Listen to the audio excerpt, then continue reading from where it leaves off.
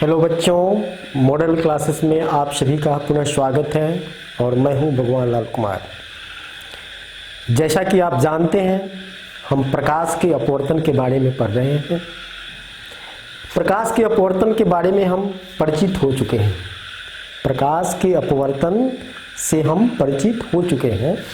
अब हम कांच के आयताकार स्लैब से अपवर्तन के बारे में पढ़ेंगे। Refraction of light through a rectangular glass slab, ठीक है ना, पढ़ेंगे। इसके लिए हम एक क्रियाकलाप करते हैं जो आपके टेक्स्ट बुक में है। करना क्या है, आपको एक ड्राइंग बोर्ड लेना है। ड्राइंग बोर्ड पर आलपीन की मदद से एक सफ़ेद कागज़ का शीट स्थिर कर देना है। उस शीट के बीचों बीच एक आयताकार कांच का स्लैब रखना है। यहाँ कांच का स्लैब के चारों तरफ लाइनिंग कर लेना है पेंसिल से। हो गया। इसका नाम ए बी और सी डी रख लेना है। हो गया। इसके दो फलक हुए। दो फलकों से मतलब है ए बी और इसका विपरीत फलक हुआ सी डी, ठीक है। इस कांच के स्लैब का एक फलक ए बी और इस फलक का विपरीत फलक हुआ सी डी, ठीक है ना। अब ए बी फलक की ओर ऊपर आपको 4 आलपीन लेनी है जो एक ही आकार की हो। सेम साइज की 4 आलपीन लेनी है। 2 आलपीनों को ऊर्ध्वाधरता ई और एफ पर लगानी है। कहाँ? ई और एफ पर लगाना है। इस तरह से लगाना है ताकि जब इनको दोनों को रेखा को मिलाएं तो यह फलक ए बी पर तिरछी हो। क्या हो? तिरछी हो। तिरछी मतलब ऑब्लिक हो, ठीक है ना। अब विपरीत फलक इधर आंख करके यहाँ आंख करके देखना है। क्या करना है? यहाँ आंख करके आपको देखना है। इस दोनों पिनों के प्रतिबिंब को इस विपरीत फलक से देखना है और इन प्रतिबिंबों की सीधी रेखा में जी और एच 2 बिंदुओं पर 2 आलपीनों को लगा देना है। कहाँ लगाना है? विपरीत फलक की ओर आंख करके देखने पर ई और एफ के प्रतिबिंबों की सीधी रेखा में, ठीक है, जी और एच पर लगा देना है। अब क्या करना है? आपको ये कांच का स्लैब हटा देना है। हट गया। अब आपको स्केल की सहायता से ई और एफ बिंदुओं को मिलाना है और आगे की तरफ बढ़ाना है। जो ए बी फलक पर कहाँ मिलता है? ओ बिंदु पर। देखे ना, यहाँ मिलेगा। आगे इसको बढ़ाएंगे। ओ और ओ डैश, ठीक है, को मिला देना है। फिर जी और एच बिंदुओं को मिलाना है और इसको पीछे की तरफ बढ़ाना है जो सी डी पर ओ डैश पर मिले, ठीक है। अब ओ और ओ डैश को मिला दिया। अब ई और एफ की सीधी रेखा रख करके स्केल की सहायता से एक सीधी रेखा खींचिए, ठीक है, जो सी डी को एल पर काट रही है और आगे पी तक जाती है। देख रहे हैं ना, ई और पी एकदम सीधी रेखा है जो इससे होकर के पी तक जाती है। अब हमें समझना है। क्या समझना है? यहां आप ध्यान दीजिए कि प्रकाश की किरण, देख रहे हैं, इधर से जा रही है। तीर का चिन्ह ये निरूपित कर रहा है कि प्रकाश की किरण इधर से जा रही है, ठीक है। और इस फलक के कहाँ पर रही है? ओ बिंदु पर, ठीक है। अब जहां पड़ रही है इस बिंदु को कहते हैं आपतन बिंदु, पॉइंट ऑफ इंसिडेंस। क्या कहते हैं इसको? Point of incidence. और इस किरण को कहते हैं आपतित किरण। यहां से यहां पर अभिलंब खींचना है। क्या करना है? अभिलंब एन और एन डैश खींचना है। यहां पर भी अभिलंब खींचना है, ओ डैश पर भी एम और एम डैश, ये अभिलंब है, नॉर्मल है। यहां ई और एफ आपतित किरण है, ओ और ओ डैश अपवर्तित किरण है। अपवर्तित किरण मतलब रिफ्रैक्टेड रे, आपतित किरण मतलब इंसिडेंट रे, ठीक है ना। ये नॉर्मल है, एन और एन डैश मतलब अभिलंब है, आपतन बिंदु पर अभिलंब है, ठीक है ना। दूसरे फलक पर सीडी पर ओ और ओ डैश आपतित किरण है, ओ और एच निर्गत किरण है। क्या क्या है? निर्गत किरण, इमर्जेंट रे है, देख रहे हैं ना। और एम और एम डैश आपतन बिंदु ओ डैश पर अभिलंब है, ठीक है। यहां आपको ध्यान देना है कि वायु ऊपर है, कांच की खाली जगह पे वायु है और ये कांच है, तो वायु विरल माध्यम है और कांच सघन माध्यम है। विपरीत फलक पर आते हैं तो पहले कांच है, सघन माध्यम है, और आगे वायु है मतलब विरल माध्यम है। आप ध्यान दीजिएगा कि प्रकाश की किरणें जब एक माध्यम से, यहाँ एक माध्यम हवा है, यहाँ दूसरा माध्यम कांच है, यहाँ कांच है और दूसरा माध्यम इधर फिर हवा है, तो प्रकाश की किरण एक माध्यम से दूसरे माध्यम में जब प्रवेश करती है तो आपतन बिंदु पर, आपतन बिंदु कहाँ है? दोनों माध्यमों को अलग करने वाली सतह, ठीक है। दोनों माध्यम, यहाँ अर्थ है वायु और कांच को अलग करने वाली सतह ये भी है, पर आपतन बिंदु है। आपतन बिंदु पर यह क्या होती है? मुड़ जाती है, देख रहे हैं ना, किधर मुड़ रही है, देख रहे हैं, ये तीर का चिन्ह सीधी रेखा है, इसका मतलब इधर की ओर, यह है अभिलंब, अभिलंब की ओर मुड़ रही है, ठीक है। The light ray has bent towards the normal, normal की ओर, अभिलंब की ओर मुड़ गई है, as it enters from rare to denser medium. विरल से सघन माध्यम में जब प्रकाश की किरण प्रवेश करती है तो वह अभिलंब की ओर मुड़ जाती है, ठीक है। अब दूसरे फलक पर आते हैं। यहाँ दूसरा फलक पर पहले कांच है, सघन माध्यम है, और नीचे वायु है मतलब हवा, विरल माध्यम है। तो देखिए यहाँ प्रकाश की किरण आ रही है, तीर का चिन्ह ये दिखा रहे हैं। जब ये अंतर पृष्ठ पर आती है, दोनों माध्यमों को अलग करने वाले अंतर पृष्ठ पर, तो आपतन बिंदु पर देख रहे हैं जब अभिलंब डाल दिया गया है तो यह अभिलंब से दूर जा रही है। क्या हो रही है? अभिलंब से दूर जा रही है। The light ray has bent away from the normal, अभिलंब से दूर मुड़ गई है। ये दो बहुत महत्वपूर्ण चीज है कि प्रकाश की किरण दो बिंदुओं O तथा O डैश पर अपनी दिशा परिवर्तित की है। क्या की है? अपनी दिशा परिवर्तित की है, अपने डायरेक्शन को चेंज की है। कितने बिंदुओं पर? दो बिंदुओं पर। दो बिंदु कौन कौन है? O और O डैश है। O और O डैश देख रहे हैं विपरीत फलकों पर है, देख रहे हैं ना, एक AB पर है और दूसरा CD पर है। वही लिखा गया है O और O डैश दोनों माध्यमों को अलग करने वाले पृष्ठ, अलग करने वाले पृष्ठ जो है अंतर पृष्ठ इसको कहते हैं, इंटरफेस कहते हैं, पर स्थित है। मतलब ये इंटरफेस पर स्थित होते हैं, ठीक है ना, अंतर पृष्ठ पर स्थित है।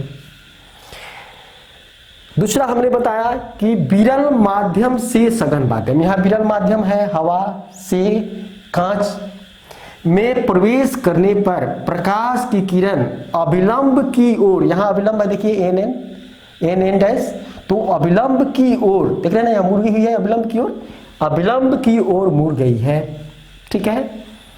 और दूसरा जब दूसरे फलक पर आते हैं तो सघन से विरल माध्यम में, सघन से विरल, यहाँ सघन माध्यम कांच है और यहाँ विरल माध्यम क्या है? हवा है। तो सघन से विरल माध्यम में प्रवेश करने पर प्रकाश की किरण अभिलंब से दूर, यहाँ देखिए अभिलंब से दूर देख रहे हैं ना, मुड़ गई है, ठीक है। अब आप यह ध्यान दीजिए कि दो फलक है, यहां मुड़ना और फिर यहाँ मुड़ना, दो जगह मुड़ना हुआ है प्रकाश की किरण का। तो यहाँ जितनी इधर मुड़ी है उतनी ही इधर अभिलंब से दूर गई, हटी है। मतलब जितनी अभिलंब की ओर मुड़ी है उतनी ही अभिलंब से दूर गई है विपरीत फलकों पर। अर्थात प्रकाश किरण के मुड़ने का परिमाण बराबर है और दिशा दोनों का क्या है, विपरीत है। ठीक है, the extent of bending is equal but direction is opposite. तो ये हुआ प्रकाश के किरण के मुड़ने की। यहां एक ध्यान देना है कि EF है जो हमारा किरण है, आपतित जो किरण है, इसको आगे हम P तक बढ़ाए हैं, इसके समानांतर ये निर्गत किरण है OH। समानांतर क्यों है, इसका कारण है कि विपरीत फलकों पर प्रकाश के मुड़ने की परिमाण समान है और दिशा विपरीत है। ठीक है ना, जिसके कारण यह आपतित किरण के समानांतर निर्गत किरण हो रही है। अब आप एक और बात ध्यान दीजिए, आपतित किरण और अभिलंब के बीच जो कोण बना है इसको कहते हैं आपतन कोण, एंगल ऑफ इंसिडेंस। क्या कहते हैं इसको, एंगल ऑफ इंसिडेंस। उसी तरह अभिलंब और निर्गत किरण के बीच जो कोण बना है उसको कहते हैं अपवर्तन कोण, एंगल ऑफ रिफ्लेक्शन। ठीक है ना, तो क्या दोनों बराबर है, नहीं ना। जब विरल से सघन में जा रही है तो आपतन कोण ज्यादा है, अपवर्तन कोण कम है। देखिए फिगर देखकर क्या स्पष्ट हो रहा है।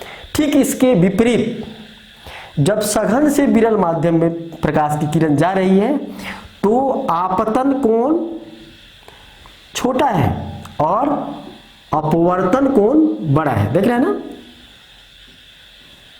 ठीक इसके विपरीत यहां स्थिति है। हमने अभी तक जो विचार किया इसमें प्रकाश की किरण को फलक के तिरछी आपतित होनी चाहिए। किधर, कैसे होनी चाहिए, तिरछी, ऑब्लिक्यू आपतित होनी चाहिए फलक पे। ठीक है ना, और यह तिरछा होना चाहिए। अर्थात कितना होना चाहिए तिरछा, तो 0 डिग्री से बड़ा होना चाहिए। कितना से, 0 डिग्री से बड़ा होना चाहिए। आई का मान मतलब एंगल ऑफ इंसिडेंस मतलब आपतन कोण का मान 0 से बड़ा होना चाहिए, लेकिन 90 डिग्री से क्या होना चाहिए, छोटा होना चाहिए। ठीक है ना, महत्वपूर्ण चीज है एकदम कि आपतित किरण फलक पर तिरछी पड़नी चाहिए। अच्छा, हम इस स्थिति पर विचार करते हैं कि तिरछी ना होकर यदि यह अभिलंबवत होती, अब यह अभिलंब के समानांतर इधर से चलती, अभिलंब के अनुदिश, तब क्या होता, प्रकाश का अपवर्तन होगा। आप देखेंगे कि जब अभिलंब की दिशा में प्रकाश की किरण इस पर आपतित होती है, मतलब अभिलंब की अनुदिश आपतित होती है, तो प्रकाश की किरण में अपवर्तन नहीं होता है, वह सीधी रेखा से गुजरती है। तो ये हुआ हमारे प्रकाश के अपवर्तन के लिए क्रियाकलाप और इसके माध्यम से महत्वपूर्ण बिंदुओं को समझना।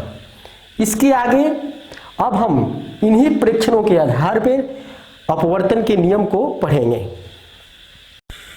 अब हम प्रकाश के अपवर्तन से परिचित हैं। अच्छा, आप अब यह बताइए कि प्रकाश का अपवर्तन होता क्यों है। प्रकाश के अपवर्तन का मुख्य कारण है कि जब प्रकाश की किरण, ये देख रहे हैं, एक माध्यम से दूसरे माध्यम में, यहाँ पहला माध्यम वायु है, दूसरा माध्यम कांच है, एक माध्यम से दूसरे माध्यम में जब जाती है, देख रहे हैं ना, तो प्रकाश की चाल में परिवर्तन हो जाता है। किस चीज में परिवर्तन हो जाता है, चाल में परिवर्तन हो जाता है। अर्थात प्रकाश के किरणों के अपवर्तन का मुख्य कारण है प्रकाश की किरण जब एक माध्यम से दूसरे माध्यम में जाती है तो उसकी चाल में परिवर्तन हो जाता है। Refraction is due to the change of speed of light as it enter from one transparent medium into another transparent medium. मतलब प्रकाश की चाल में परिवर्तन ही अपवर्तन का कारण है। हमने जो एक्सपेरिमेंट किया, क्रियाकलाप किया, इससे यह निष्कर्ष निकलता है, ये दर्शाता है कि प्रकाश का अपवर्तन कुछ निश्चित नियमों के अनुसार होता है। इन नियमों को हम अपवर्तन के नियम कहते हैं। क्या कहते हैं? प्रकाश के अपवर्तन के नियम, laws of refraction of light. प्रकाश के अपवर्तन के दो नियम हैं। कितने नियम हैं? दो। पहला नियम है आपतित किरण, अपवर्तित किरण तथा दोनों माध्यमों को पृथक करने वाले पृष्ठ के आपतन बिंदु पर, किस पर?